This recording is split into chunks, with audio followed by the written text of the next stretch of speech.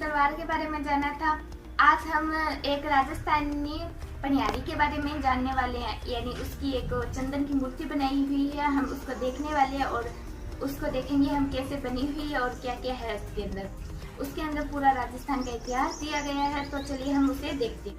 तो देखिए गाइस, यहाँ पर ऊपर मोर दिया गया है, उसके नीचे यहाँ पर दो मटकियाँ दी गई है।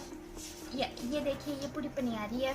आप देख सकते हैं ये गेंदों से पूरी तरह श्रृंगार किया हुआ है इन्होंने, और ये उनका ओढ़ना है, और ये ओढ़ना पूरी तरह चंदन में बनाया गया है। ये देख सकते हैं हम।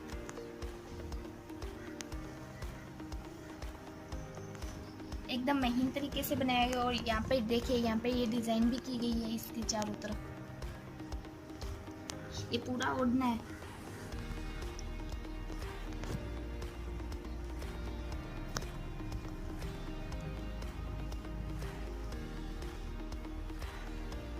यहाँ पे ये पनियारी का पूरा घाघरा दिखाया गया है।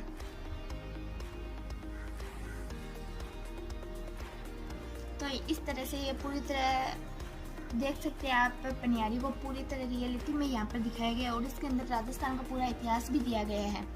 यहाँ पर ये गड़े दिए हुए हैं और ऊपर मोर दिया हुआ है। तो चलिए हम इस गड़े को खोलते हैं। ये यहाँ से खुलता है।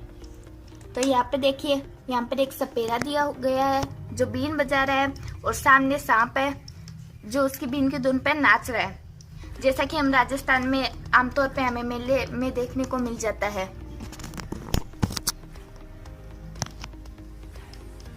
अब ये अंदर देखिए, ये जो आदमी है वो एक तारा बजा रहा है, और जो लेडीज है वो डांस कर रही है। और यहाँ पर देखिए आसपास पेड़ पौधे भी नजर आ रहे हैं।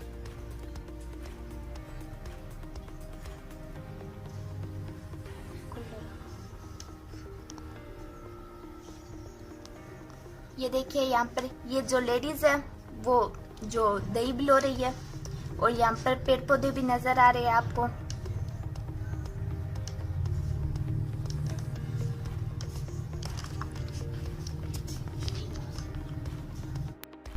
यहाँ पे देखिए दो गाय खड़ी हुई है, और जो लेडीज है वो दूध निकाल रही है, और यहाँ पर पेड़ पौधे भी दिखाए गए हैं। ये आप देख सकते हैं, ये राजस्थानी पनिहारी है, और यहाँ से भी ये खुलता है। आप इसके गहने भी देख सकते हैं कितनी बारीकी से बनाए गए हैं। अब ये यहाँ से खुलेगा।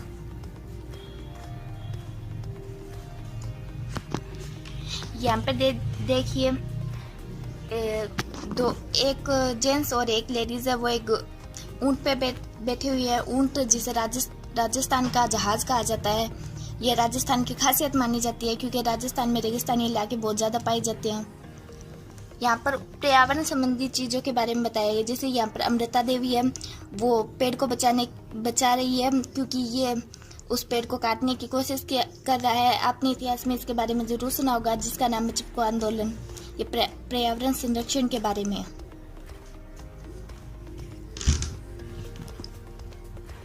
यहाँ पर देखिए, एक माँ अपने बच्चे को दूध पिला रही है, और यहाँ पर आसपास पेड़ पौधे भी दिए गए हैं।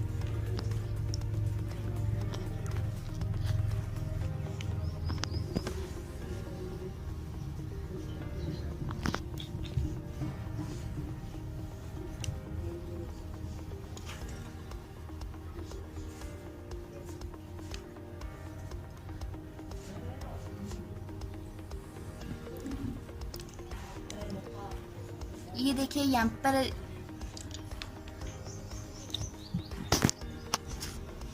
अब यहाँ पर पूरे में राजस्थान का इतिहास बताया गया है, और इसके अंदर ये देखिए, जो एक लेडीज है वो पानी निकाल रही है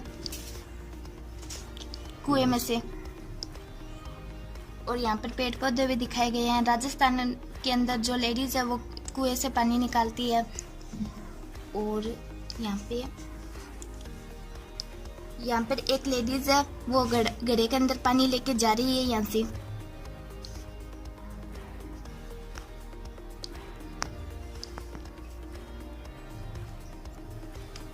यहाँ पर देखिए, एक आदमी है वो बैलगाड़ी लेके जा रहा है।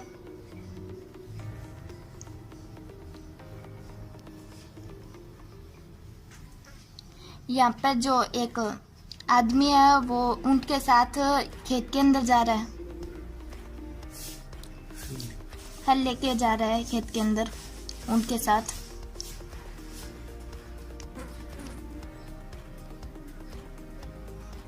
यहाँ पर जो एक लेडीज है वो खाना लेकर खेत की ओर जा रही है और साथ में एक गाय को भी लेकर वो जा रही है। ये सब राजस्थान का इतिहास दिया गया है इस गुड़िया के अंदर। यहाँ पर एक झोंपड़ी दिखाई गई है और सामने मीराबाई को दिखाया गया है जो भजन गा रही है।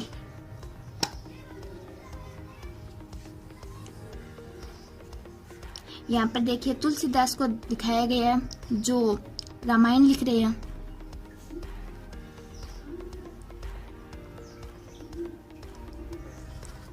यहाँ पर एक औरत को दिखाया गया है जो रोटियां बना रही है।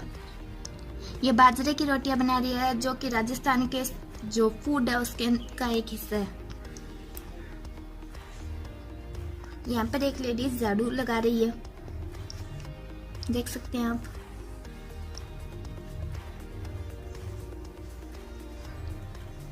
इसके अंदर एक लेडीज चरखे से धागा काट रही है, जैसा कि हमें गांधी जी ने सिखाया था। जैसा कि गांधी जी के पास भी एक चरखा था उसी तरह ये भी एक जो चरखी है उसमें से धागा काट रही है। और इसके अंदर एक लेडीज है वो चक्की में यानी जो गेहूं पीस रही है। तो गाइस आज हमने आपको पनियारी के बारे में बताया जिसके अंदर राजस्थान का पूरा इतिहास दिया गया है। तो आगे की वीडियो में हम आपको और भी अलग अलग चीज़ों के बारे में बताएंगे, तो इसलिए हमारे चैनल को सब्सक्राइब कर दीजिए और हमारे इस वीडियो को लाइक कर दीजिए और बेल आइकन। हेलो गाइस, जैसे कि आप जानते हैं कि लास्ट वीडियो में हमने गुलाब और एक बैलेंस पर बेस्ड बाज के बारे में जानने जा रहे हैं। पर उससे पहले मैं आपको बताना चाहती हूँ कि ये तलवार मेरे दादाजी परमेश्वर लाल जी स्वामी के द्वारा बनाई गई है। तो चलिए हम उस तलवार हाथ से निर्मित है, पूरी तरह औजारों द्वारा हाथों से निर्मित है, जैसा कि आप इसे देख सकते हैं। यहाँ पे ये डिजाइन बहुत ही बारीकी से बनाई गई है। ये इसका बेस है और देख सकते हैं ये एक फूल की आकृति में बनाया गया है। ये बेस पूरी तरह एक फूल की आकृति में बनाया गया है। आप देख सकते हैं ये डिजाइन कितनी सुंदर है। इसके नीचे एक देखिए कितनी सुंदर है और ये एक लकड़ी के भीतर बनाया गया है। इसमें कोई भी जॉइंट नहीं है, आप देख सकते हैं इसमें कोई भी जॉइंट नहीं है। आप सोच सकते हैं इसे कितनी बारीकी से बनाया गया होगा। यहाँ पे देखिए यहाँ पे मोतियों से बनाया गया है ये सारा बेस, एक एक मोती की लड़ से इसे बनाया गया है। आप देख सकते हैं इसमें ये कितनी सुंदरता से। ये कुल 3 फुट लंबी है और 4 इंच चौड़ी है।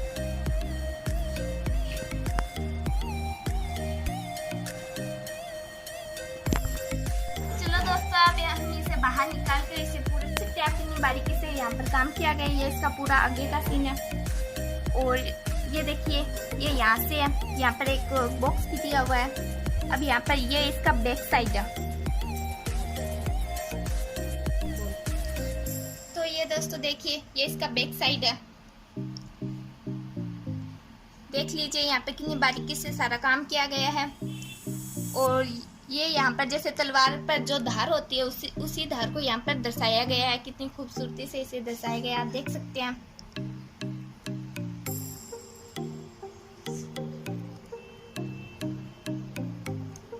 तो अब देखिए हम इसके एक एक दरवाजे को खोलेंगे। देखिए यहाँ पर दरवाजे दिए गए हैं, हम इनको खोलेंगे और इसके अंदर ही महाराणा प्रताप की पूरी हिस्ट्री दी गई है।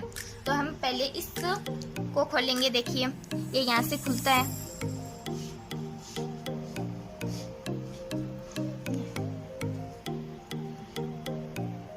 देखिए यहाँ पर हल्दी घाटी का सीन दिया गया है, हल्दी घाटी युद्ध का सीन दिया गया है। जैसे कि आप देख सकते हैं यहाँ मान सिंह है वो यहाँ पर बैठा हुआ है और महाराणा प्रताप उस पर यहाँ पर मान सिंह बैठा हुआ है और महाराणा प्रताप उस पर आक्रमण कर रहे हैं। ये उन महाराणा प्रताप का भाला है और ये चेतक घोड़ा है, देख सकते हैं आप। और नीचे यहाँ पर पूरे पत्थरों को भी दर्शाया गया है और यहाँ पर देखिए एक सिर कटा हुआ भी दिखाया गया है। यानी पूरा सीन एकदम बारीकी से यहाँ पर दिखाया गया है, ठीक है।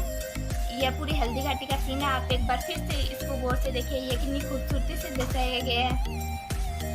तो हम दूसरे डब्बे की ओर चलते हैं।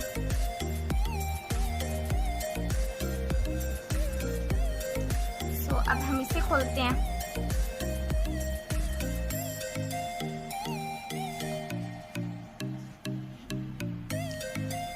इसके अंदर दिखाया गया कि कैसे अजबदेव पवार युद्ध में जाते समय महाराणा प्रताप का जो तिलक करते हैं उस समय का ये सीन दर्शाया गया है। ये महाराणा प्रताप अपने घोड़े पर बैठे हुए हैं और ये अजबदेव पवार है जो हाथ में तिलक लिए हुए हैं, उनका तिलक करने के लिए तैयार बैठी है। ठीक,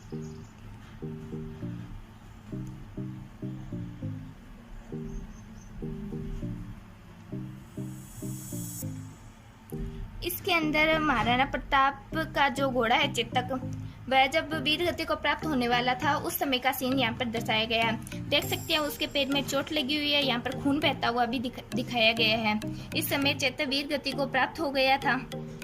आप देख सकते हैं ये सीन, और यहाँ पर आप ये भी देख सकते हैं यहाँ पर एक पेड़ को भी दर्शाया गया है कितने अच्छे तरीके से। यहाँ पर पीछे पहाड़ियाँ है।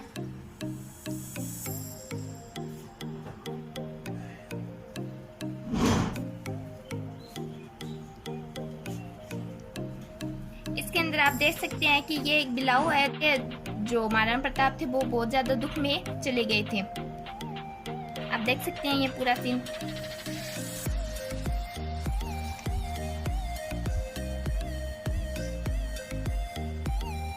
इसके अंदर कुछ सिपाहियों को दर्शाया गया है।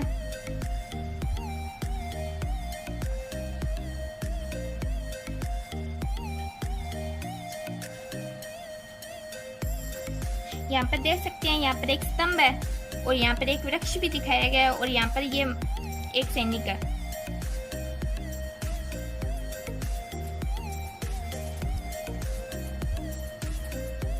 इसके अंदर महाराणा प्रताप अपने घोड़े चेतक पर विराजमान है और यहाँ पर साइड के अंदर एक सैनिक खड़ा हुआ है और पीछे से चित्तौड़ का पूरा दृश्य दिखाया गया है।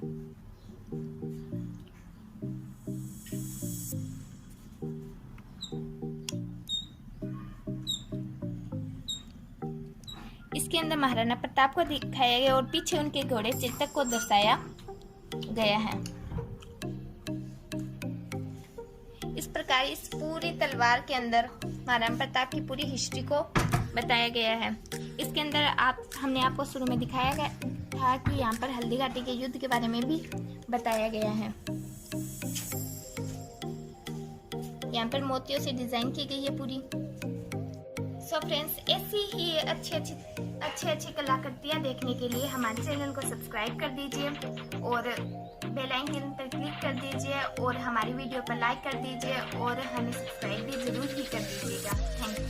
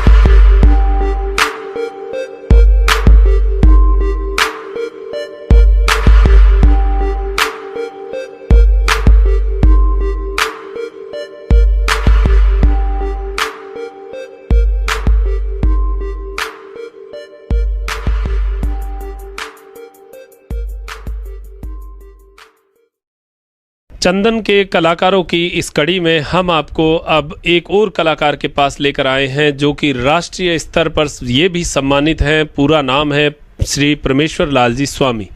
आपने 1990 में चंदन का काम शुरू किया। हमारे साथ आज बैठे हैं, इनसे बात करते हैं। चंदन का काम जब शुरू किया और आज के परिप्रेक्ष्य में आप क्या कहना चाहेंगे, ये हम बात करेंगे। सबसे पहले आपका स्वागत करते हैं इस कार्यक्रम में। बहुत बहुत नमस्कार आपको। नमस्कार। नमस्कार। हाँ जी, आपने बताया जैसे कि 1990 में आपने चंदन का काम शुरू किया। उस समय की शुरुआत आपकी कैसे हुई इस कार्य में? ऐसा हुआ कि मैंने एक जो अपना मकराना की ना पत्थर, मकराना पत्थर पर बालाजी की मूर्ति बनाई शुरू में। हाँ, तो वो मूर्ति मेरे उसके निखार आया बालाजी की मूर्ति का। तो उमेद कोठियारी जो हमारे पास में रहते थे, उन्होंने कहा कि बाबा बहुत बढ़िया मूर्ति बनाई है, आप चंदन में काम क्यों नहीं करते? मैं बोला यार चंदन का काम तो मेरे को कैसे आएगा, ये तो मैं तो बैठा बैठा ऐसे ही घड़ ली। बोले नहीं, आप मूर्ति बना सकते हो। मैं बोला मेरे पास तो सामान ही नहीं है इसका। तो उसने 2-3 औजार दिए और चंदन का टुकड़ा ला के दिया। तो उसने कहा कि गणेश जी की मूर्ति बनाओ,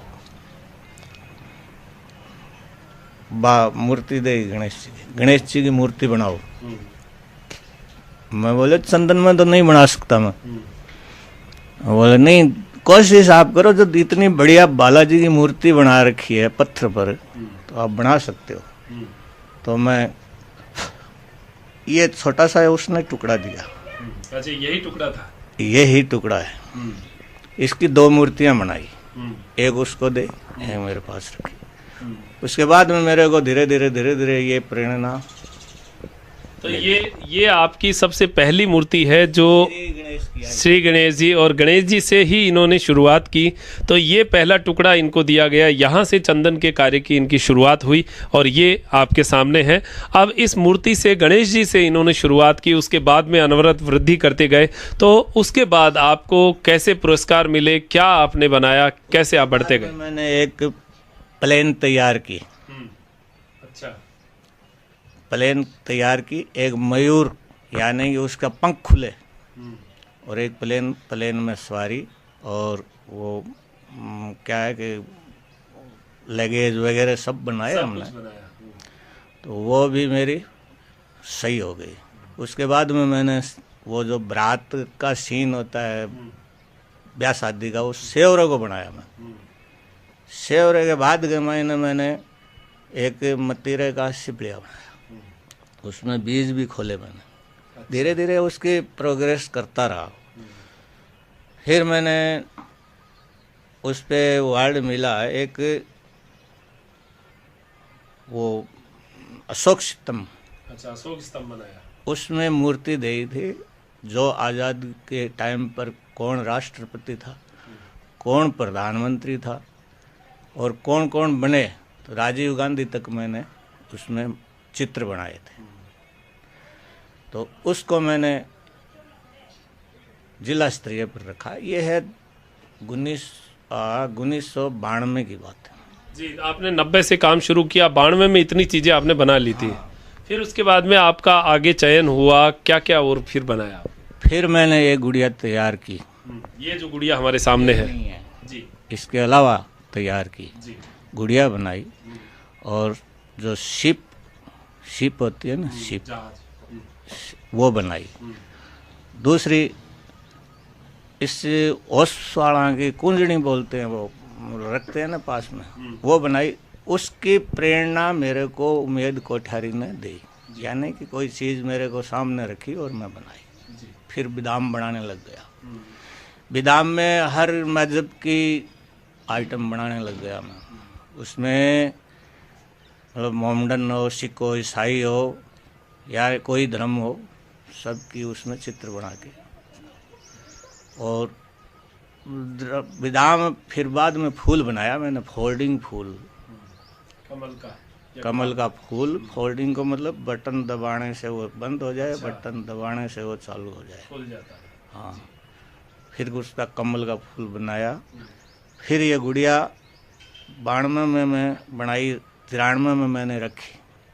वो मेरी सक्सेस यूँ नहीं हुई कि उसको खोल नहीं सकते थे, वहाँ पे मेरे को बुलाया नहीं। जयपुर में रखी थी, जयपुर में रखी तो वो गुड़िया मतलब ऐसे ही पैक थी, उसको खोलने का कोई साधन मैंने न तो लिख के दिया न कोई फोटो चेप दी, ऐसे ही चेप दी भेज दी, वो सक्सेस नहीं हुई। फिर शौक सितम वो जो मेरे को वर्ल्ड मिला था ना यहाँ का जिला स्तरीय, तो वो भेजा था, उसको ही उसने खोलने में तोड़ दिया। फिर मैं 94 में ये रखी, ये गुड़िया 94 में रखी और इसको 94 में बनाई। मेरे को करीबन 6 महीने इसमें बनाने में लगा। ये 94 की है, ये सोचो। तो इसको मैं जयपुर लेके गया, जयपुर में वो उन्होंने रखा लेकिन वो सक्सेस नहीं हुआ। तो फिर नेशनल वाइड का फॉर्म भर के और मैं डायरेक्ट इसको दिल्ली ले गया। दिल्ली में ये 96 में आपको इस गुड़िया पर और राष्ट्रीय पुरस्कार आपको मिला। तो ये आपकी शुरुआत रही चंदन के कलाकारी में। आपकी इस गुड़िया की विशेषता हम जानना चाहेंगे, क्या विशेषता है? देखने में बड़ी सुंदर लग रही है, अब इसमें और अन्य विशेषताएं क्या है जिसके कारण राष्ट्रीय अवार्ड मिला? आप देखिए, पहले जो शुरू में लेडीज पानी ले आती, वो पनघट लगता, पनिहारी बोलते हैं इसको, पनघट लगता था। उस टाइम में वो 2 घड़ लेके आ जाती, खाक में भी लेके आ जाती। तो वो उस टाइम 2 घड़ है ये? हाँ, 2 घड़ा है। अब इसके अंदर राजस्थानी इतिहास है पूरा का पूरा, देखिए आप जी। मैं रवि से कहूँगा पास से दिखाएं। हाँ, ये जो गुड़िया है एक एक दरवाजा खोला जा रहा है। हाँ, और इसमें यहाँ चक्की पीसते हुए घाटी पीस रही है, यानी चक्की पीस रही है लेडीज जी। और ये चरखा काट रही है लेडीज। चरखा काटने का पहले रिवाज, आजकल तो चरखा वगैरह होता ही नहीं और अभी ये झाड़ू निकाल रही है, गुआड़ में झाड़ू निकाल रही है। घर के अंदर ये मकान दिखा रहा है, इसमें झाड़ू निकाल रही है ये। और चूल्हे पे रोटी है ये, खाना पका रही है, जो लकड़ियों से रोटियां बनती थी पहले।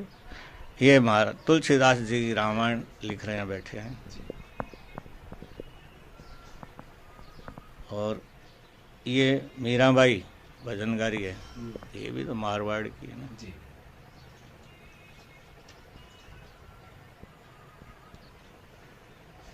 ये खेत में खाना लेके जा रही है, आगे गाय लेके जा रही है साथ में जी। ये खेत में हल लेके जा रहा है, यानी खेत जोतने के लिए जी। पूरी राजस्थानी संस्कृति आपने दिखाई, राजस्थानी संस्कृति दिखाई है। ये बैलगाड़ी है जी, ये बैलगाड़ी लेके खेत जा रहा है। और ये पानी लेके आई है घर पे, लेडीज है। और ये लेडीज पानी कुएं से निकाल रही है जी।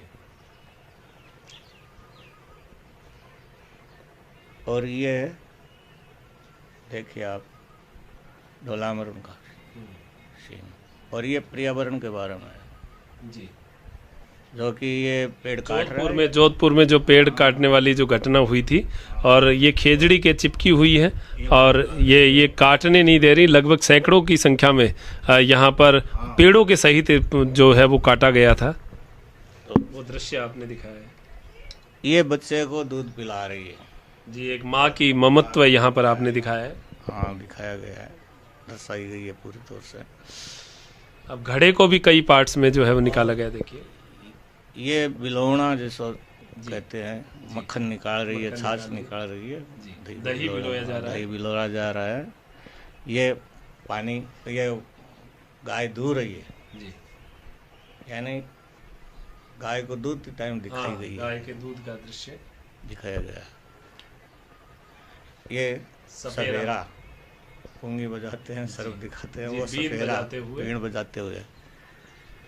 ये वो रेणुते वाला भोपा भोपी का सीन है जी। ये हमारी संस्कृति का रावण हत्था बजाते हुए भोपा भोपी यहाँ पर है, रावण हत्था जी। तो ये गुड़िया है साहब। ये देखिए, ये पूरी गुड़िया मैं रवि से कहूँगा ऊपर से नीचे तक इस पूरी गुड़िया का जो दृश्य है वो हमारे दर्शकों को जरूर दिखाए। ये कलाकारी जो है ये केवल पूरे वर्ल्ड में कहें तो ऐसे खोलने वाले जो पट खोलने वाली जो कलाकारी ये केवल चूरू में है। और ये वाकई में ये एक बहुत गर्व की बात है हमारे लिए कि चूरू ने जो है पूरे विश्व में ऐसी चीज़ों में धाक मनवाई है और ऐसा कार्य कहीं नहीं होता। चंदन की मूर्तियां बनाने का काम जयपुर में जरूर होता है लेकिन ये कार्य नहीं होता। चुनड़ी देखो आप जी, चुनड़ी भी ये देखो, तारा की चुनड़ी बाकायदा, ये तारों की चुनड़ी है। हाँ, वो चंदन से ही, इसमें कोई भी कहीं भी लकड़ी की कोई चीज, लकड़ी के अलावा कुछ भी चीज नहीं होता। चंदन की ही लकड़ी है हर जगह, चंदन की हर जगह। इसका जो कब्जा लगा हुआ है ना, ये आप देख रहे हैं ना, ये कब्जा ये भी चंदन का ही है, नहीं दूसरी चीज इस्तेमाल ही नहीं होती है इसमें। और इसका ये जो ओढ़ना बनाया हुआ है जाली का, ये भी चंदन की ही कीलें बनाई हुई है ये। जी, वाकई में देखिए ऐसी शानदार कलाकृति जो है वो चूरू में ही बन सकती है। इसीलिए हमारा मन किया कि हम भी आपको घर पर बैठे ये दिखाएं कि चूरू में कैसे कैसे कलाकार हैं और पूरे राष्ट्रीय स्तर पर, अंतर्राष्ट्रीय स्तर पर जिनकी पहचान है। अंतर्राष्ट्रीय स्तर की बात करें तो आपने विदेश यात्रा कभी की है? बिल्कुल, स्पेन गया हुआ हूँ मैं। जी, स्पेन आप गए थे तो चंदन की अपनी कलाकृति के कारण वहाँ दिखाने के लिए गया था मैं, 7 रोज के लिए वहाँ पे स्पेन में गया था, गवर्नमेंट के थ्रू गया था। अच्छा, अब थोड़ी सी बात जानना चाहेंगे, आपने जब शुरू किया चंदन का कार्य उस समय क्या भाव चंदन की लकड़ी पड़ा करती थी और ये क्या भाव में आप गुड़िया बनाकर उस समय दिया करते थे? ये गुड़िया सिर्फ 500 रुपया किलो में चंदन आया हुआ था जी, उस टाइम में बनाई थी।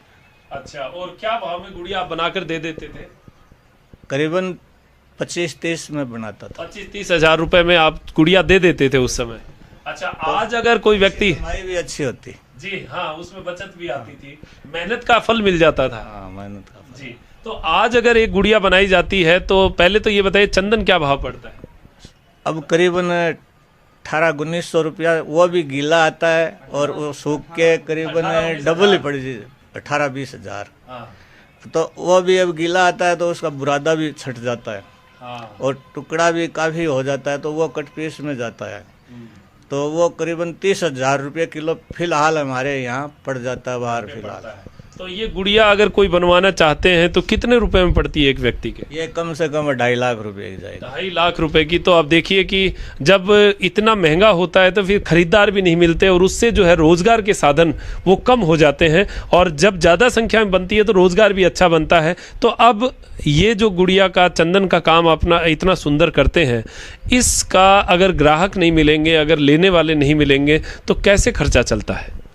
मुश्किल है, मुश्किल है। काम ही यही कर रहे हैं, हमारा लड़का ये काम करता है, मैं ये काम करता हूँ, बहुत मुश्किल है। उपाय क्या करा, इलाज क्या है? महंगा होना, चंदन महंगा होने से काम नहीं चलता है। काम नहीं, सरकार की तरफ से कोई आपको सहयोग नहीं? सरकार की तरफ से चंदन तो सरकार के हाथ में आने के बाद में तो महंगा ही हो गया ही। किसी प्रकार की कोई सब्सिडी, कोई सहयोग आपको नहीं है? अभी तक नहीं है। अच्छा, ये आपके सुपुत्र हैं?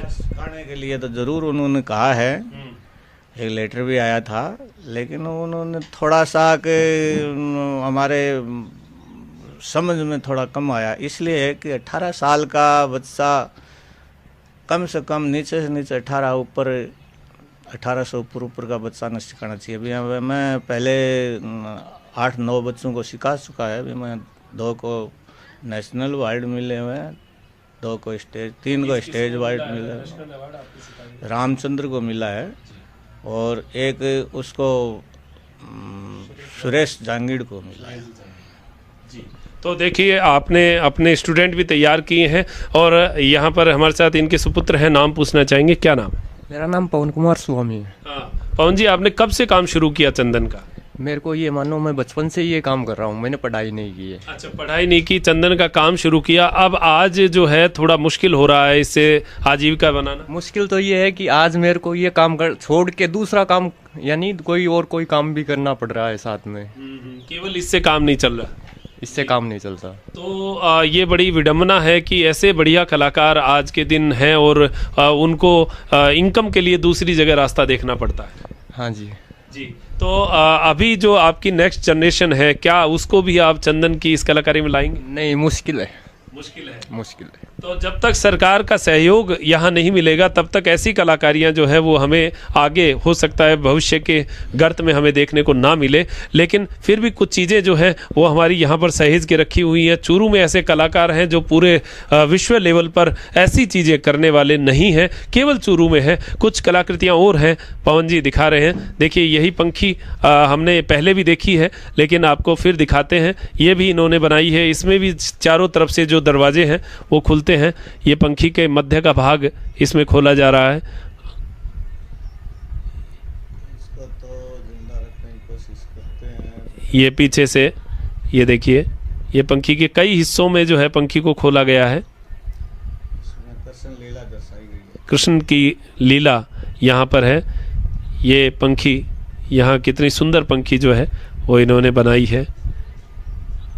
और ये सारा काम चंदन पे होता है। चंदन की लकड़ी के अलावा ये काम नहीं होता है। खुशबू चंदन की ऐसी होती है कि अपने आप महक जो है वो आती रहती है, और ये महक जो है ये शरीर के साथ जुड़ जाती है। एक विशेषता और आप बताइए कि इस चंदन के कीड़ा नहीं लगता है।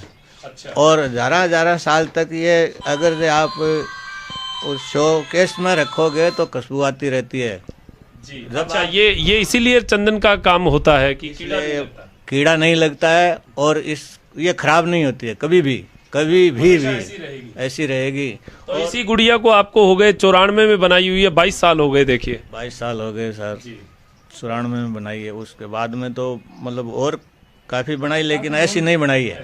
ये एक ही फीस है, पहले होती है। तो वाकई में अब जी, वाकई में आपने देखा होगा कि यहाँ पर चंदन की कैसी शानदार कलाकृतियाँ हैं। अभी भी एक तलवार जो है वो इनके पास पड़ी है, वो बीच में है, वो अभी उसका पूरा काम नहीं हुआ है, वो चल रहा है काम।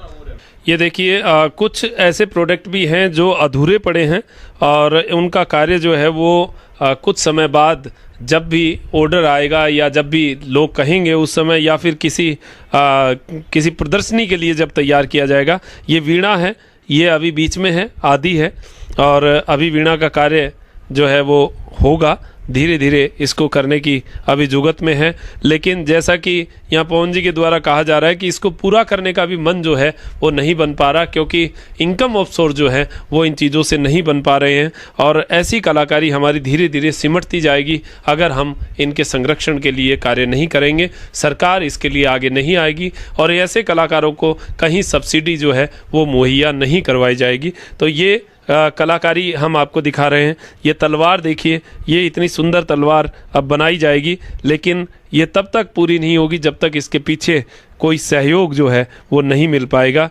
तो यहाँ हम आपको इसीलिए लेकर आए हैं, आप घर पर बैठे हुए ये चीज़ जानें कि हमारे चूरू में कैसे कलाकार हैं और चंदन पर कार्य क्यों और कैसे किया जाता है, ये हम आपको दिखा रहे हैं। तो देखिए ये बड़ी पंखी है, और दोनों तरफ जालियां हैं, डबल जाली है इसमें, और ये साइज़ में भी बड़ी है, और इसके जो चारों तरफ से जो ढक्कन खुलने वाला सिस्टम है ये भी ज़्यादा है। इसमें दोनों तरफ से ढक्कन खुलते हैं।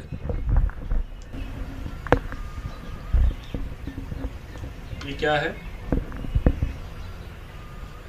ये? वो गोपियां को सीन है जो स्नान, हाँ कृष्ण जी की वो सब टाइम में जो कृष्ण भगवान बैठे लिया करते थे ना, उस टाइम की जी ये बनाई गई है जी। दूसरी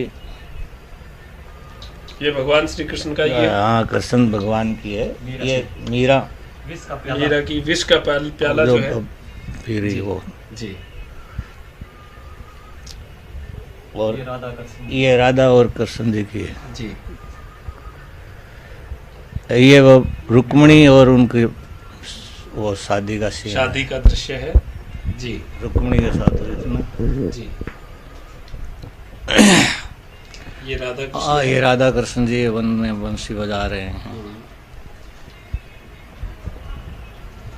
ये वो मटकी वाला है, मटकी का सीन है, जो माखन चुरा रहा है गुजरी के घर में जी। और ये गुजरी जो मक्खन लेके आई है उसको कान्हा ने रोक लिया।